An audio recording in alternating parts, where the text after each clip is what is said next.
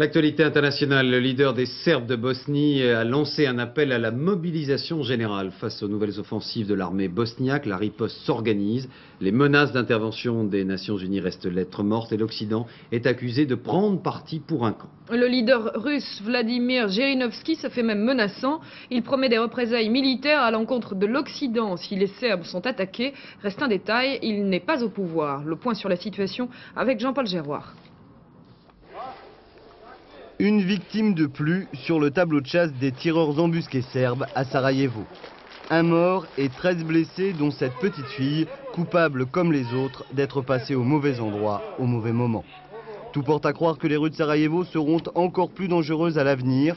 Le commandement militaire des Serbes de Bosnie a ordonné la mobilisation générale. Désormais, toutes les ressources militaires et économiques de la zone serbe seront orientées vers l'effort de guerre.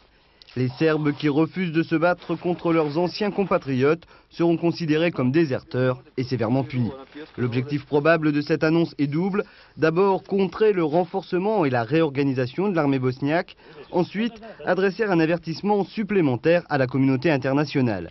Si l'ONU utilise la force pour débloquer l'aéroport de Tuzla et l'enclave de Srebrenica, elle le fera aux risques et périls de ses casques bleus. De toute évidence, les Serbes ont décidé de montrer leurs muscles ainsi que ceux de leur puissant voisin, la Russie.